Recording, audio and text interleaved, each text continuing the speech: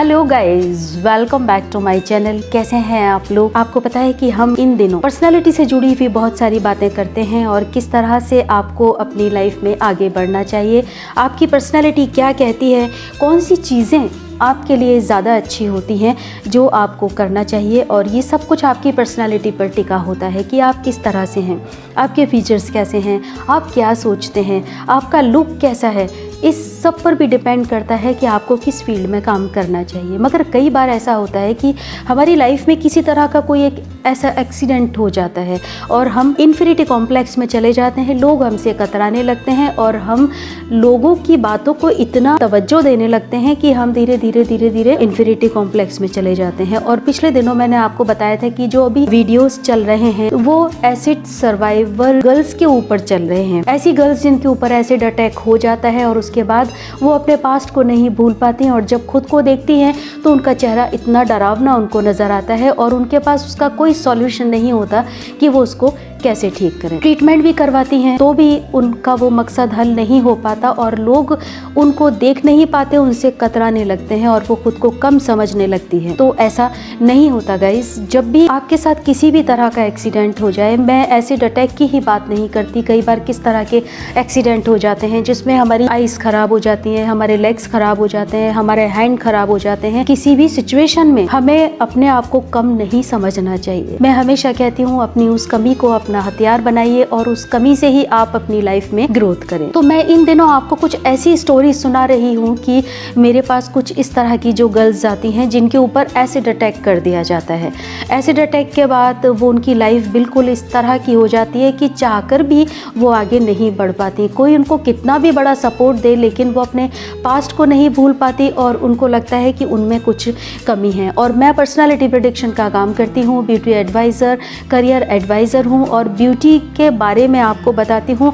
अगर आप में कोई कमी है तो एक्सप्रेशन के ज़रिए आपको बताती हूँ कि आप किस तरह से अपने एक्सप्रेशन को अपने फेस और फीचर्स के ज़रिए शो करें जिससे आपकी कमी लोगों को नज़र नहीं आए। लेकिन अगर आपके साथ कोई प्रॉब्लम है तो आपको हीलिंग देने का भी काम करती हूँ और उसमें बहुत सारी हीलिंग होती है। तो इन दिनों कुछ इस तरह की गर्ल्स के ऊपर ही अपनी बातचीत चल रही है और एक ऐसी ही गर्ल की कहानी मैं आपको बताती हूँ जिसने ये बताया कि उसका चेहरा उसको बहुत डरावना लगता है।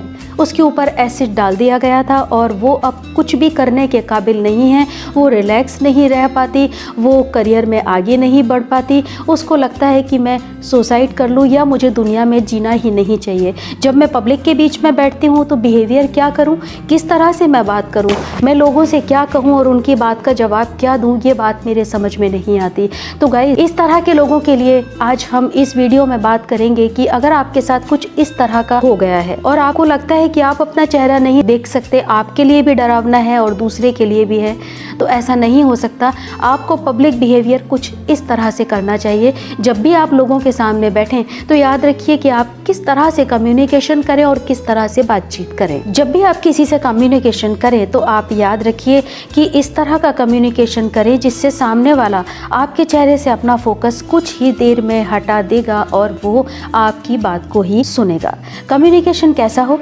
जब आप किसी से बात करें तो आपका कम्युनिकेशन बहुत ही सॉफ्ट हो और वॉइस का जो पिच है वो मिडिल पिच हो या लो पिच हो, यानी कि धीमे टोन में आप बात करें। आप जब इस तरह से बात करेंगी तो ये आपके लिए बहुत ही अच्छा होगा। आपके जो सेंटेंसेस हैं वो कम वर्ड्स के हों, यानी कि कम अल्फाज, कम शब्दों के हों और कुछ छोटे सेंटेंसेस को आप यूज़ करने की कोशिश करें। जब आपके छोटे सेंटेंसेस होंगे तो आपके जो फेस है उसको डिफरेंट एक्सप्रेशन बनाने की कोशिश नहीं करनी पड़ेगी। कम बात में ही आपकी काम पूरी हो जाएगी। बात सीधी और सपाट हो, ईजी वॉइस के अंदर आपकी बात हो, लंबे सेंटेंसेस से आप बचें और कठिन शब्दों का यूज़ आप कभी नहीं करें। बातचीत में हमेशा पोइट्री का यूज़ ना करें और ये याद रखें कि जोर से हंसने के बजाय एक सॉफ्ट और माइल्ड सी स्माइल आपके चेहरे पर रखें। आसान बात हो, जब आप फैमिली मेंबर्स और पब्लिक कम्युनिकेशन करती हैं तो अपना व्यू या आपकी जो नज़र है वो ये याद रखिए कि वो इस तरह से हो, आपकी जो आंखें हैं वो रूम के किसी भी एलिमेंट पर हो। उसमें वॉल हो सकती है, चेयर हो सकती है, टेबल हो सकती है, क्रॉकरी हो सकती है या किसी सीनरी पर आप अपनी नज़र रखें और इस तरह से आप बात करें। जिससे बात कर रही हैं उसको अवॉइड करें, उसकी तरफ आप ना देखें। टॉकिंग में किसी भी एलिमेंट को देखें लेकिन सामने वाले को डायरेक्ट ना देखें। बातचीत में फेस के एक्सप्रेशन के बजाय आप हाथों की फिंगर्स के एक्सप्रेशन को कंटिन्यू रखें। फेस पर स्माइल के अलावा कोई एक्सप्रेशन ना आने दें। अपने लिप्स एक्सप्रेशन दे सकती हैं आप, लेकिन ये याद रखें फोरहेड यानी कि माथे के एक्सप्रेशन ना दें। नोज के एक्सप्रेशन कभी नहीं दें। चिक्स के एक्सप्रेशन से आप हमेशा बचें। आप अपने शोल्डर के एक्सप्रेशन और मूवमेंट हैं उनको अपनी टॉकिंग में यूज कर सकती हैं। और जब आप किसी से बात करती हैं तो आपका जो सिटिंग पोस्चर है, बैठने का तरीका है, उसको आप बार बार बदलती रहें। एक ही पोस्चर में आप नहीं बैठें। कभी अपनी सिटिंग का अंदाज एक साइड में कर दें और कभी दूसरे साइड में कर दें। और अपनी जो बॉडी मूवमेंट है उसको कभी भी फ्रंट में आप ना करें। हमेशा याद रखें जब भी आप पब्लिक कम्युनिकेशन करती हैं, फैमिली में कम्युनिकेशन करती हैं, तो दोनों साइड का यूज़ करें। कभी आप लेफ्ट साइड से बैठें, कभी आप दूसरे साइड से बैठें। इस तरह अपने बॉडी मूवमेंट को रोटेट करती रहें। लाउड वॉइस में कम्युनिकेशन ना करें। सेंटेंस को स्पीड में कहने के बजाय आप कम स्पीड में और स्लो बात करें। तेज़ी से अपनी बात ना कहें और हर वर्ड को इमोशन के साथ कहने की कोशिश करें। ऐसे में आप अपने कम्युनिकेशन को इम्प्रेसिव बनाने के लिए हिंदी, इंग्लिश या किसी भी तरह के और लैंग्वेज के वोकेबलरी होती है, आप उसको बीच में डिस्कस कर सकती हैं, लर्न कर सकती हैं और बातचीत में इस तरह की कुछ वोकेबलरी को आप यूज़ कर सकती हैं। उनके कुछ छोटे छोटे एग्जाम्पल्स दे सकती हैं। आप देखेंगे कि जब आप इस तरह का कम्युनिकेशन करती हैं और इस तरह से आप बात करती हैं तो आपके जो फैमिली मेम्बर्स हैं, आपके जो फ्रेंड सर्कल है या पब्लिक कोई भी कम्युनिकेशन है या आप किसी जॉब, किसी प्रोफाइल के लिए जाती हैं, तो आप देखेंगे कि लोग कुछ देर में आपके फेस को इग्नोर करके आपके कम्युनिकेशन को वैल्यू देंगे और इस तरह से आप अपने अंदर एक बदलाव ला सकती हैं। तो इस तरह से जब आप कम्युनिकेशन करती हैं, अपने आईज का जो व्यू है किस तरह रखती हैं, हमेशा किसी एलिमेंट को देखिए। रूम में कोई भी एलिमेंट है उसको देखिए, पब्लिक को नहीं देखिए।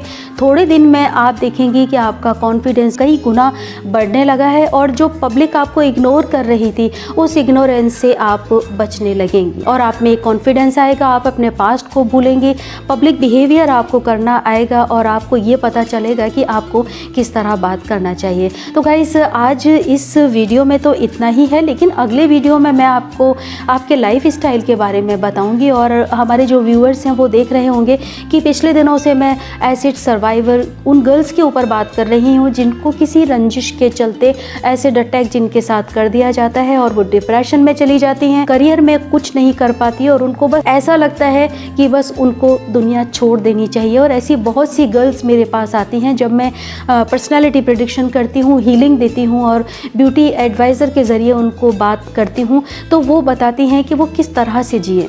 तो ऐसी बहुत सी चीज़ें और भी हैं, लेकिन अगर आप मेरे साथ जुड़े रहेंगे, लाइक करेंगे, सब्सक्राइब करेंगे, शेयर करेंगे, तो कुछ ऐसी जानकारियाँ, ऐसी चीज़ें कि आप अपनी लाइफ में किस तरह एनर्जी भरें, किस तरह आगे बढ़ें, अपने पास्ट को भूलें और किस तरह ज़िंदगी में अपना एक मुकाम हासिल करें, ये बात हम और करेंगे अगले वीडियो में।